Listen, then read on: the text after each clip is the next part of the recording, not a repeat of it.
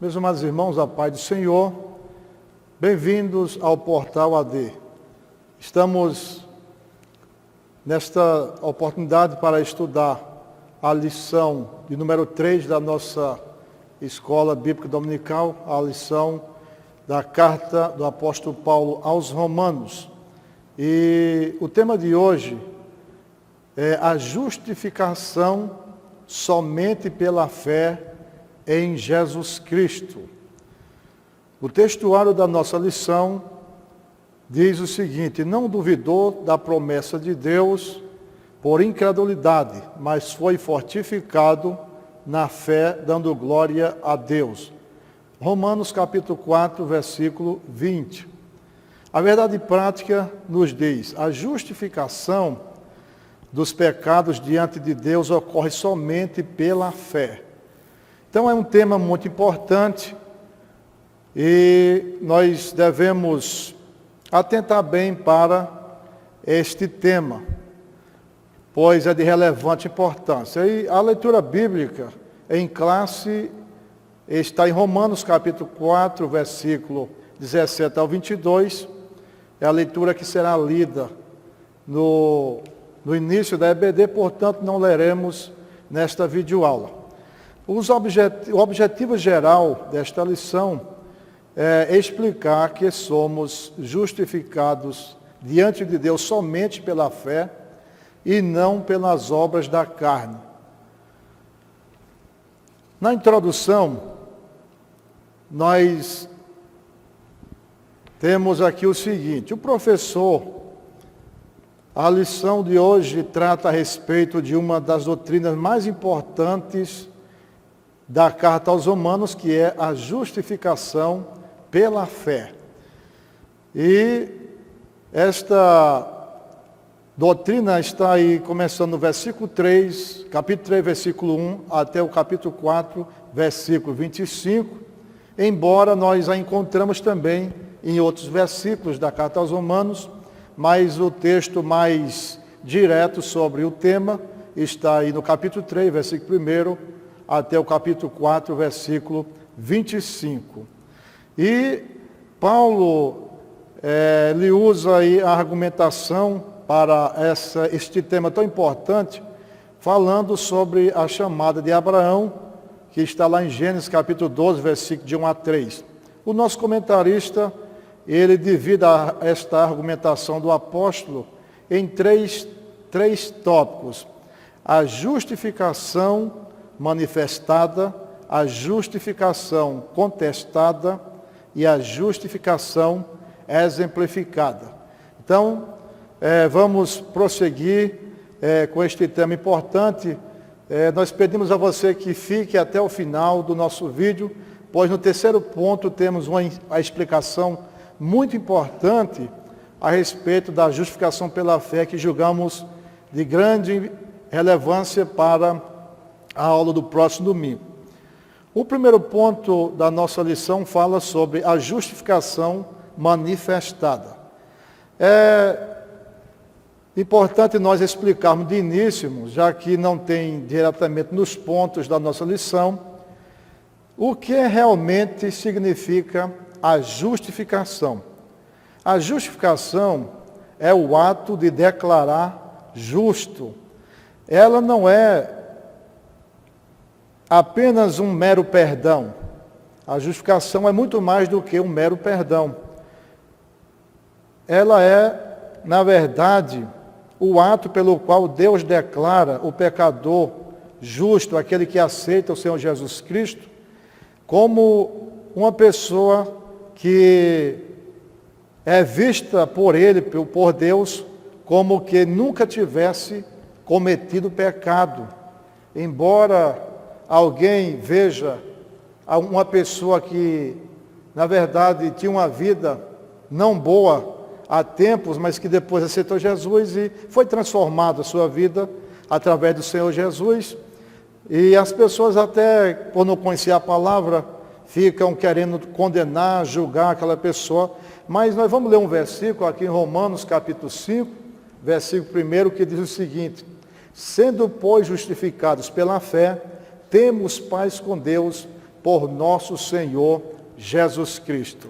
Então, quando a pessoa é justificada pela fé, ela passa a ter paz com Deus através do Senhor Jesus Cristo. Então Deus passa a ver essa pessoa como alguém que jamais tivera pecado em toda a sua vida.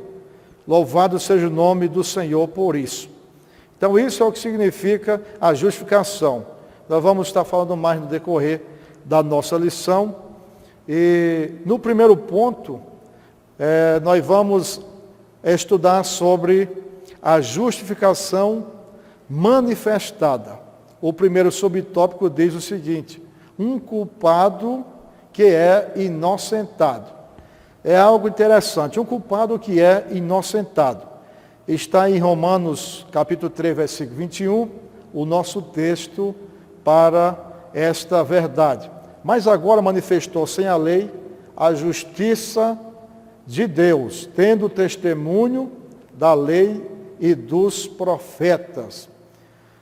Esse vocábulo manifestou, no grego, vem de uma raiz cujo significado diz respeito a algo que estava antes, que não era visível ou conhecido, que estava escondido, mas que tornou-se revelado, tornou-se conhecido. Então, foi manifestado agora, sem a lei, a justiça de Deus.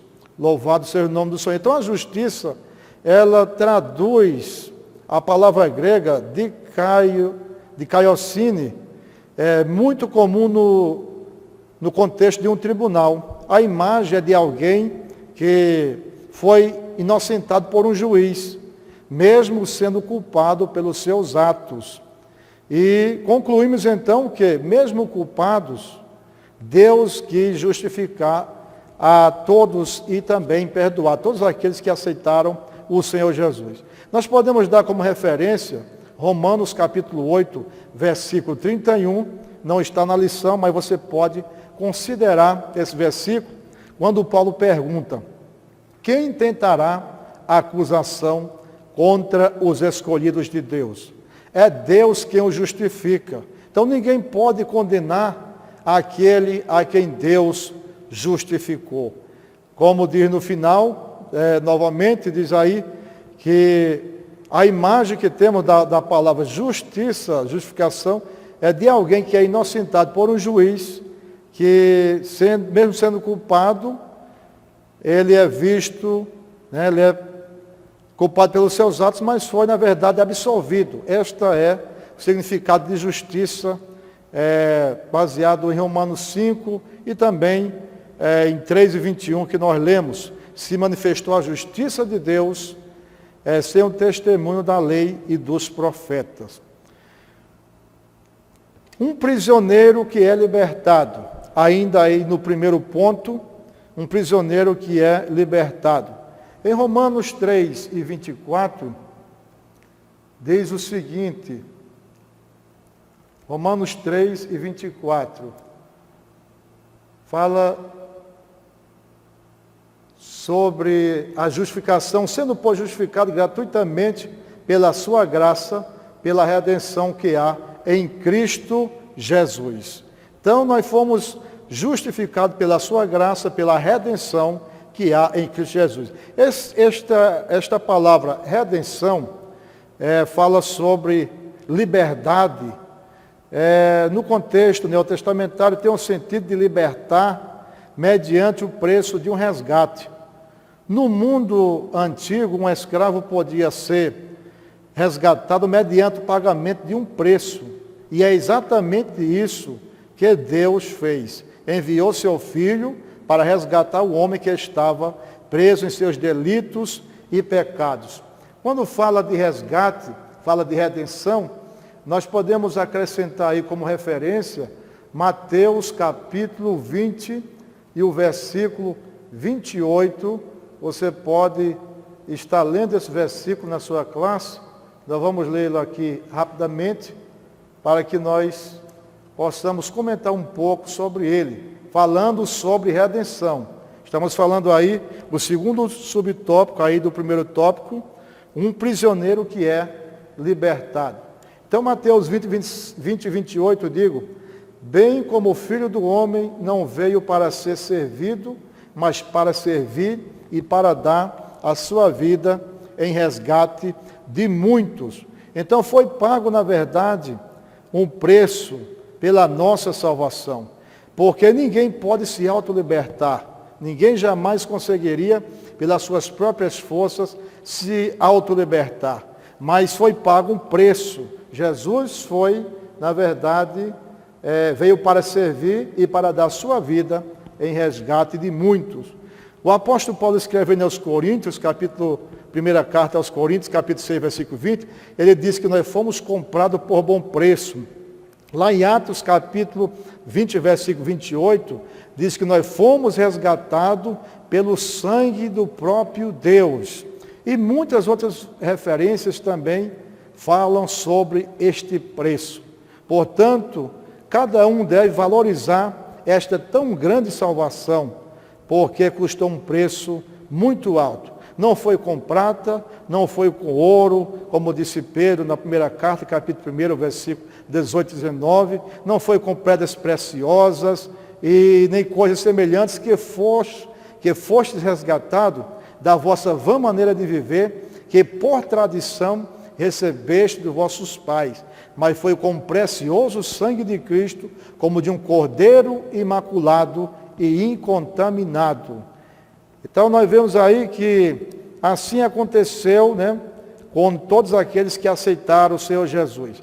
Ainda em Colossenses 1,13, falando desse resgate, dessa liberdade de quem estava aprisionado pelo pecado, Colossenses 1,13, Paulo diz, ele nos tirou da potestade das trevas e nos transportou para o reino do Filho do seu amor, em quem temos a vida, a redenção, a vida eterna, a saber, a redenção através do sangue do Senhor Jesus Cristo.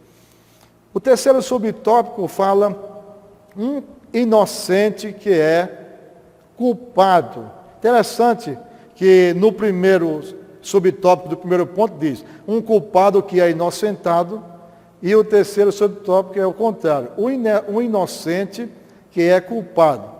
Como entender, né? No primeiro ponto nós já explicamos que a questão do termo justificação, que todo aquele que crê no Senhor Jesus é tornado justo. E aqui, um inocente que é culpado, no terceiro subtópico, está falando o seguinte, que Deus propôs a propiciação pela fé no seu sangue, no sangue de Jesus, para demonstrar a sua justiça pela remissão dos pecados dantes cometidos pela paciência de Deus. Está aí em Romanos 3 e 25. E essa palavra propiciação do grego, rulastério, está relacionada ao termo propiciatório. O que era propiciatório? O propiciatório, ele era a tampa da arca, né? Lá em 1 João 2 e 2, diz que Jesus Cristo é a propiciação pelos nossos pecados, não somente por nós, mas por todo mundo, todos aqueles que crerem no Senhor, alcançarão, na verdade, esta libertação, serão libertos pelo Senhor. Então esse termo está relacionado a isso, né? Está relacionado ao propiciatório, o termo rulastério, que está aí em Romanos 3, 25, que fomos libertados pelo Senhor. E esse termo é uma terminologia muito utilizada no Antigo Testamento, o termo propiciatório, para se referir aos sacrifícios pelo pecado. No sistema levítico, quando alguém pecava, era necessária a morte de um animal em lugar da culpa, né? Pela culpa daquela pessoa. Um animal teria que ser morto para que, através do sacrifício daquele animal, a culpa daquela pessoa fosse expiada. Interessante observar que em Hebreus 10 e 1, diz o seguinte, que tudo aquilo na lei, a lei não era a imagem exata das coisas, mas era uma sombra daquilo que haveria de vir. E tudo aquilo cumpriu em Jesus. Então, assim como aqueles animais eram mortos, eram sacrificados para expiar a iniquidade, o pecado de alguém que pecava, assim também diz a palavra de Deus que Jesus Cristo, em João 1:29, ele é o Cordeiro de Deus que tira o pecado do mundo. Aqueles animais apenas cobria o pecado, os sacrifícios que era feito, mas Jesus Cristo, ele é o Cordeiro que tira o pecado do mundo. Em Hebreus 9:22, tem uma referência que podemos acrescentar aí, que fala o seguinte, deixa eu conferir aqui, Hebreus capítulo 9 e o versículo 22, é isso mesmo. Diz que quase todas as coisas, segundo a lei, se purificam com sangue, e sem derramamento de sangue não há remissão. Então, sem derramamento de sangue, não haveria remissão dos pecados. Voltando para o versículo 14 de Hebreus 9, diz o seguinte: quanto mais o sangue de Cristo, que pelo Espírito Eterno se ofereceu a si mesmo imaculado a Deus, purificará a vossa consciência das obras mortas para servirdes ao Deus vivo. Então, o sangue de Cristo, ele nos purifica de todo o pecado. Então, voltando aí para o nosso subtópico, o inocente que é culpado. Apesar de termos desobedecido a Deus, mas a palavra de Deus mostra que através da morte do Senhor Jesus, nós fomos justificados. É algo que o mundo não entende, por não conhecer a palavra de Deus. Mas 1 João 1,7 diz, que se andarmos na luz, como ele na luz está, e temos comunhão uns com os outros, o sangue de Jesus Cristo, o seu Filho, nos purifica de todo pecado. A síntese desse tópico aí, do primeiro tópico, é o seguinte: Paulo mostra como Deus manifestou a sua justificação para alcançar os judeus e os gentios. Então nós vamos entrar no segundo ponto da nossa lição. No segundo ponto, nós vamos ver a justificação contestada. Romanos 3, versículo 27 ao 31, é importante ler esses versículos, mas o versículo 27, ele diz o seguinte: onde está logo a vossa jactância? É excluída. Por qual lei? Das obras? Não, mas pela lei da fé. Então, Paulo desejava que os seus ouvintes entendessem perfeitamente o ensino que ele estava dando, que não houvesse uma má interpretação. Mas eles, na verdade, não entenderam realmente o que Paulo estava dizendo, portanto, ele usou novamente o método da diatribe, ele mesmo perguntando e respondendo, para que assim todos entendessem. A lei dizia para o judeu: faça, e o judeu devoto, convicto de que Deus o justificaria pelas suas obras, que fazia. Então a lei dizia: faça, e o judeu, ele se gloriava justamente nas suas obras, No entanto, a graça que Paulo ensinava dizia: não faça, mas aceite o que Jesus já fez. Então era totalmente o contrário, o que a lei dizia do que a graça dizia. O que seria feito então do orgulho judaico? Porque ele se gloriava nas suas obras, nos seus feitos. O que seria feito então do orgulho judaico?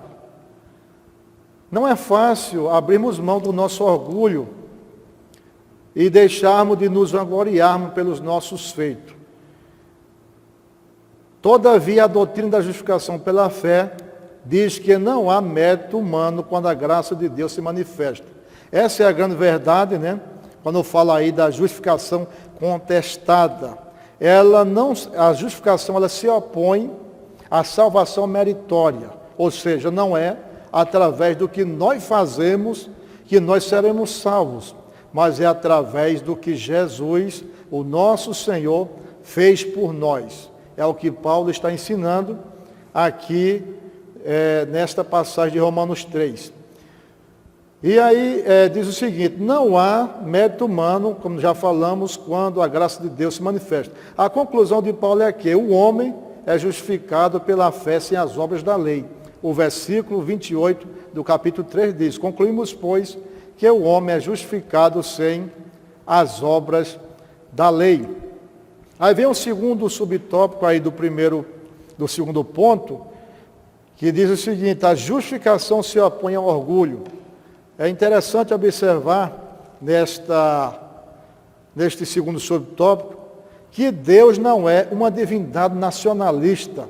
Bem interessante essa colocação do nosso comentarista. Deus, ele não é uma divindade nacionalista. Os judeus se orgulhavam, de, na verdade, ter Deus e se sentir até exclusivistas, como se Deus fosse unicamente para eles. Aí no capítulo 3, versículo 29, Paulo faz a pergunta, novamente usando o método da diatribe. Paulo pergunta a eles, no capítulo 3, versículo 29, é porventura Deus somente dos judeus? E não é também dos gentios? Aí ele responde, também dos gentios certamente. Então Paulo, ele condena aí o exclusivismo e mostra que Deus não é uma divindade nacionalista. Interessante, meus amados irmãos, observar o seguinte, que não podemos cair no erro de achar que Deus é a nossa propriedade exclusiva. Deus não é propriedade exclusiva nossa. Nós não somos dono do céu. Deus, ele é o Deus, de todas as nações, e todo aquele que serve a Deus em todo lugar, Deus é o Senhor dessa pessoa. Quando Paulo estava escrevendo aos Coríntios, logo na introdução, capítulo 1, versículo 1 e 2 da sua primeira carta, Paulo diz o seguinte: a igreja de Deus que está em Corinto, aos santificados em Cristo Jesus, chamados santos, e a todos os que em todo lugar invocam o nome do Senhor, Senhor deles e nosso. Ou seja, Deus, ele é o Senhor, tanto deles que estão em outro lugar, como o nosso. Paulo quer dizer isso. E ainda na carta aos Coríntios, só que agora na segunda carta, capítulo 10, versículo 7, Paulo diz o seguinte, condenando o exclusivismo. Paulo diz, julgai vós segundo a aparência.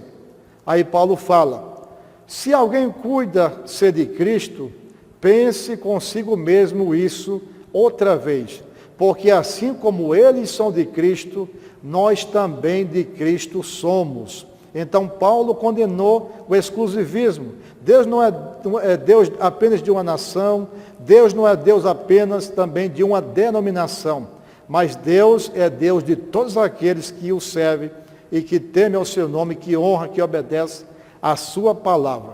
Ainda falando sobre a questão do exclusivismo, os discípulos uma certa vez chegaram a Jesus e disseram, Senhor, nós vimos ali homens que estão expulsando demônio em teu nome, mas não querem te seguir conosco.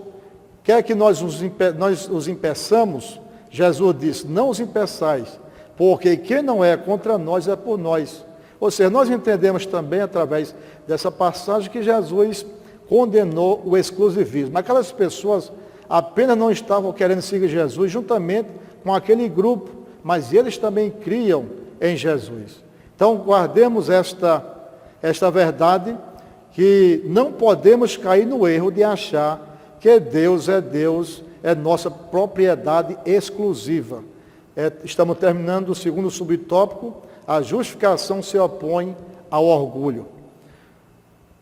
E o terceiro subtópico aí do segundo ponto, a justificação se opõe ao antinomismo.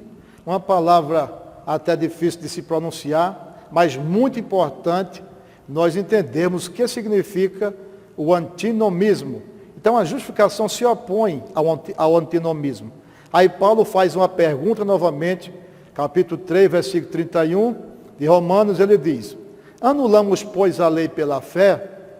De maneira nenhuma. Antes estabelecemos a lei. Então, aquele que aceitou Jesus, aquele que recebeu o Evangelho, ele não está anulando a lei através da sua aceitação do Evangelho.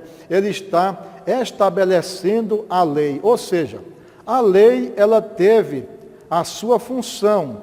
A sua função foi apontar o pecado e levar o homem até Cristo. Mas ela não consegue justificar o homem. É como disse Abraão de Almeida, eu ia até dar uma olhada nesse livro, mas já que eu não consegui, eu vou estar indicando para os irmãos o sábado, a lei e a graça, a versão ampliada, porque tem a primeira versão e tem a versão ampliada que tem um capítulo a mais, que o último capítulo ele fala justamente sobre o nosso tema, sobre a graça de Deus, e ele diz que você querer servir a Deus e a Cristo e a lei ao mesmo tempo, é igual você pegar um voo para uma cidade, digamos, você pega um voo lá para Campinas, São Paulo, chega em Campinas, você não quer descer do avião. Então é semelhante a isso. A lei teve o seu propósito, apontar o pecado no homem e também levá-lo até Cristo. Mas quando Cristo veio, a palavra diz em Gálatas, muitos versículos lá em Gálatas, não estamos mais debaixo da lei.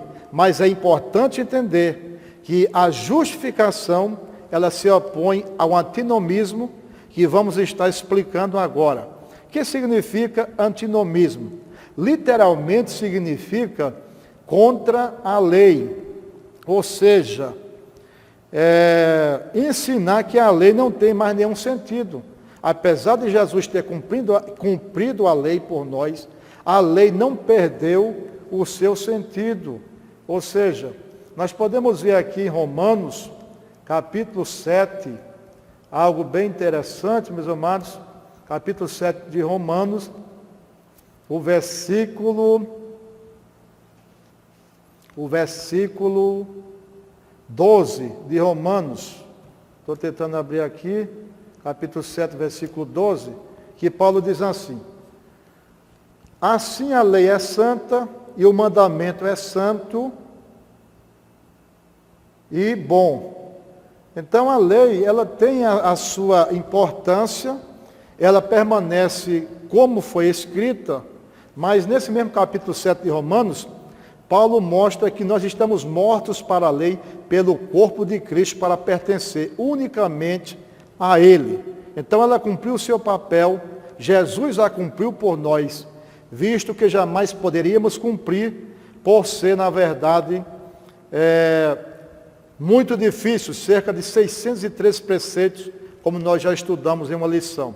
Irmãos, falando sobre o antinomismo, os irmãos vão entender melhor sobre isso na lição 5. Na lição 5 que eu estava observando, tem falando sobre o antinomismo. O que é o antinomismo? É você viver sem lei, viver sem princípios morais, sem regras. E alguns se baseiam em Romanos 5 e versículo 20 para apoiar o antinomismo, que diz o seguinte, aqui em Romanos 5 e 20. Veio, porém, a lei para que a ofensa abundasse, mas onde o pecado abundou, superabundou a graça. Então, o que é que o antinomismo ensina? Ensina que quanto mais nós pecarmos, mais receberemos a graça de Deus na nossa vida, baseado em Romanos 5 e 20. Mas não é isso que Paulo está dizendo, irmãos. Basta nós observarmos o contexto. Vamos para o capítulo 6, versículo 1 de Romanos. Aí Paulo diz, né? Que diremos, pois? Permaneceremos no pecado para que a graça seja abundante? Ele responde no versículo 2. De modo nenhum. Nós que estamos mortos para o pecado, como viveremos ainda nele? Então, Paulo condena abertamente o antinomismo. Então, não dependemos da lei para ser salvo, mas também não vamos desprezá-la, porque a lei tem os seus princípios morais, né, para a nossa vida espiritual. Então, nós estamos terminando aí o segundo ponto da nossa lição e vamos entrar A síntese desse tópico diz o seguinte, do segundo ponto, a justificação anunciada por Paulo se opunha à ideia que os judeus tinham da salvação por méritos religiosos. Então, nós aprendemos que a justificação se opõe à salvação meritória, a justificação se opõe ao orgulho, Deus não é um Deus nacionalista, apenas de uma nação, e a justificação se opõe ao antinomismo, que é viver sem regras, viver sem lei. A justificação se opõe ao antinomismo. O terceiro ponto da nossa lição, irmão, nós temos algo importantíssimo, como nós falamos no início da nossa videoaula, a justificação exemplificada.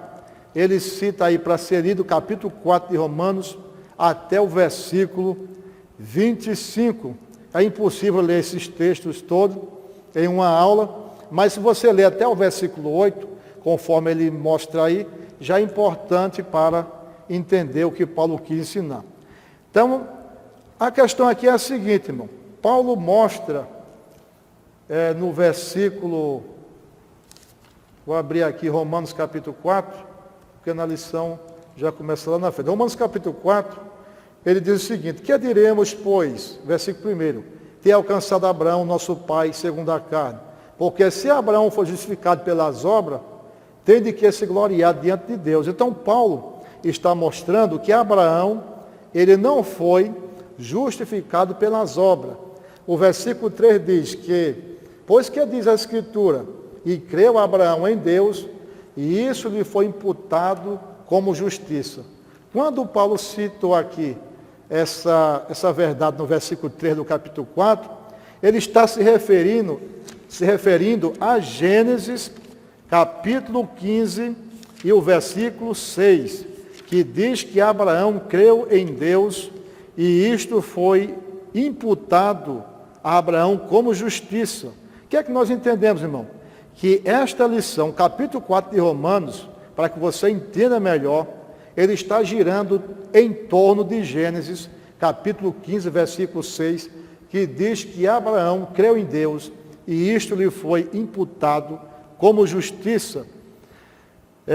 Ou seja, as obras de Abraão eram frutos de sua fé. Então é importante os irmãos lerem lá em Gênesis capítulo 15, ler do versículo 1 até o versículo 6 para entender. Abraão não tinha ainda filhos, Abraão tinha o seu mordomo Eliezer, tinha os seus demais servos, mas Eliezer era o mais próximo de Abraão, e ali Deus apareceu a Abraão e disse: Abraão, eu sou o teu escudo, o teu grandíssimo galardão. E Abraão disse: Senhor, mas o que o Senhor me há de dar, porque eu não tenho herdeiro? E o meu herdeiro será o meu mordomo Eliezer.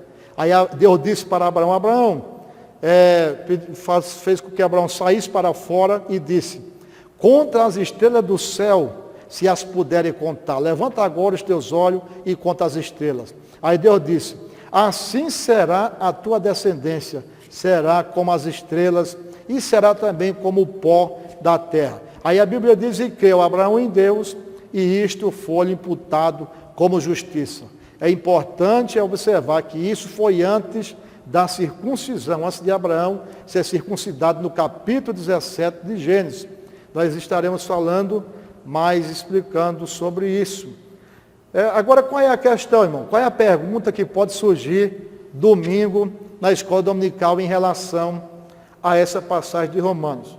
O versículo 2 diz que Abraão, se tivesse sido justificado pelas obras, teria de que se gloriar diante de Deus. Versículo 2 do capítulo 4 de Romanos.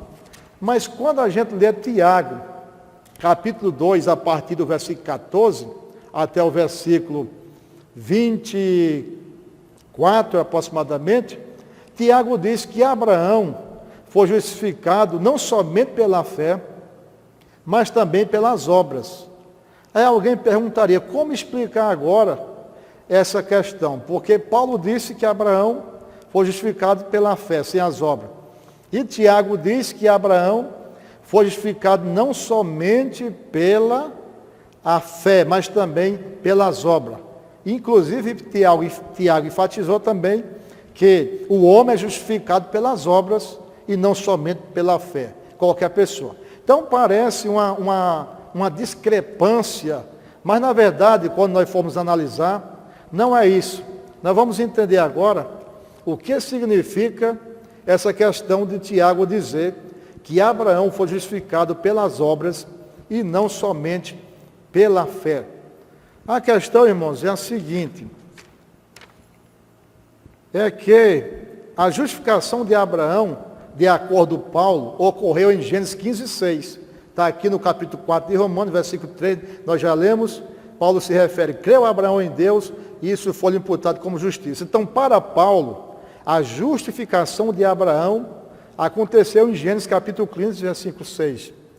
E para Tiago, a justificação de Abraão aconteceu 30 anos depois, aproximadamente, em Gênesis capítulo 22. Pode ler Tiago 2, de 14 ao 22. Você vai entender que para Tiago, a justificação de Abraão aconteceu em Gênesis 22, 30 anos depois, né, de Deus haver feito a promessa do nascimento de Isaac. Então ele ensinou Tiago que Abraão foi justificado pelas obras quando ofereceu a Isaac o seu filho. Mas é interessante, irmãos, observar o seguinte, com o ato de oferecer Isaac, capítulo 22 de Gênesis, Abraão demonstrou a sua fé que já existia em Gênesis capítulo 15. Então o que aconteceu foi o seguinte, que quando Abraão ofereceu a Isaac, ele estava, na verdade, colocando a sua fé em prática. Porque uma fé que não tem ação, que não tem obras, é uma fé morta, que é o que Tiago falou lá no capítulo 2, a partir do versículo 14.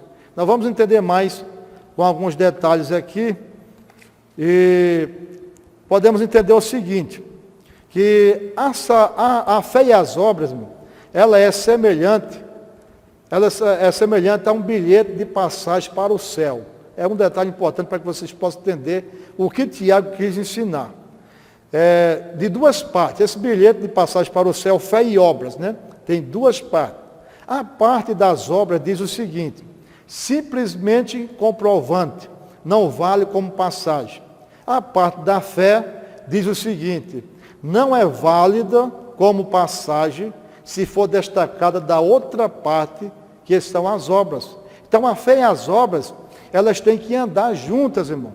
E para provar isso, que Paulo não estava contradizendo o que o Tiago falou, e nem que Tiago estava dizendo o que Paulo falou, a gente vai para Efésios capítulo 2, versículo de 8 a 10, Paulo diz o seguinte, ele fala o seguinte, que pela graça sois salvos por meio da fé, isso não vem de vós, é dom de Deus, não vem das obras para que ninguém se glorie. Agora no versículo 10 Paulo diz, porque somos feitura sua, criadas em Cristo Jesus, para as boas obras, as quais Deus preparou para que andássemos nela. Então o próprio Paulo diz que Deus preparou as boas obras para que nós andássemos nela. Então, irmãos, o próprio Paulo mostrou que as obras, ela é um fruto da nossa fé, daquele que já aceitou ao Senhor Jesus Cristo. Então não existe uma contradição entre Tiago e Paulo. Só voltando, a justificação de Abraão segundo Paulo está em Gênesis 15:6. A justificação de Abraão segundo Tiago está em Gênesis 22, ao oferecer Isaac como sacrifício, porque ele estava mostrando ali as suas obras. Então uma fé sem obras é uma fé morta. E é o que Tiago ensinou, e é o que Paulo também ensinou em outras passagens, principalmente da carta aos Romanos. Louvado seja o nome do Senhor. Então, meus irmãos, essa lição, ela nos mostra tudo isso, ainda falando algo sobre, nós já explicamos na verdade, né, que eu estava vendo uma anotação que eu fiz, mas na verdade já foi explicado que a fé ela tem que produzir obras, porque senão é uma fé morta, foi o que tanto Tiago como Paulo também aos Romanos, em outras passagens, ele explicou. A justificação, contestada, exemplificada, né, o que nós estávamos vendo. O último ponto dessa lição.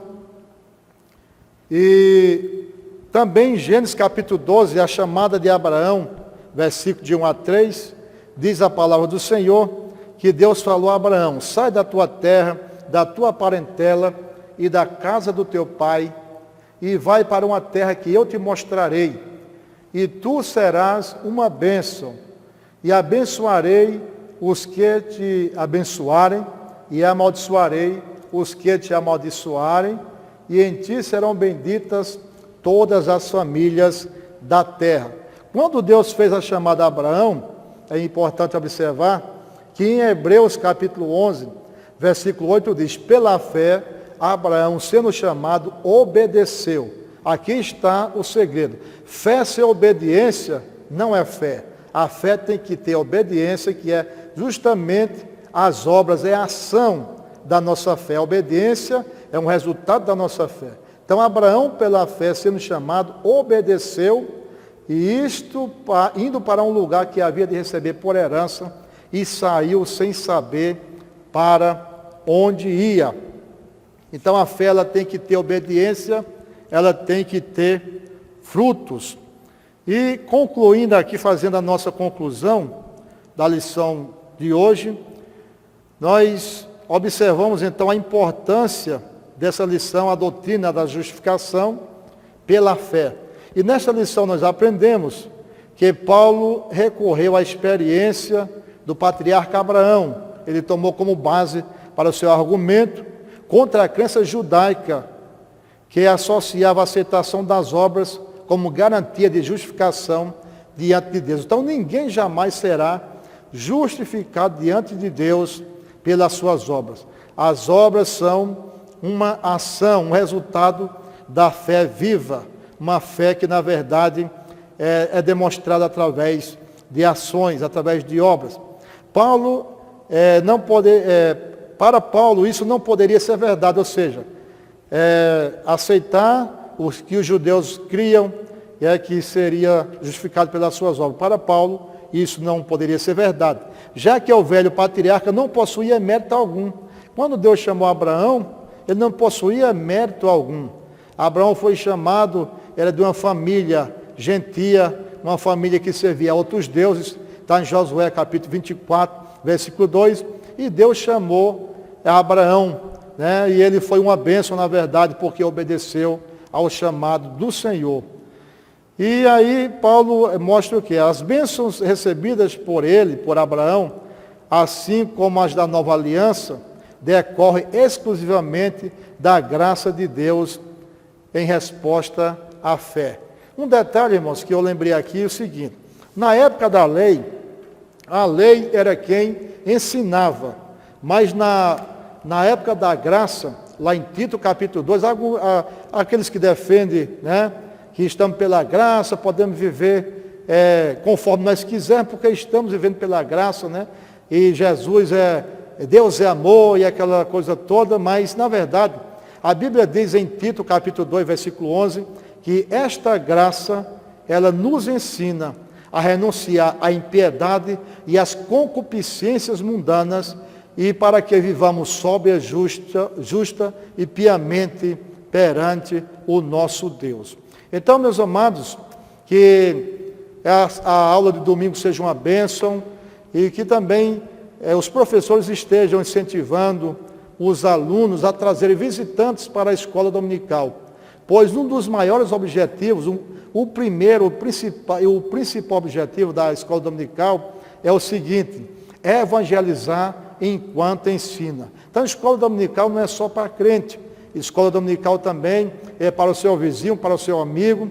Então, nós professores devemos incentivar os alunos a trazerem pessoas não crentes para participar da escola dominical. Como disse o pastor Antônio Gilberto, para nós encerrarmos, a escola dominical, ela é o povo do Senhor, no dia do Senhor, na casa do Senhor, aprendendo a palavra do Senhor.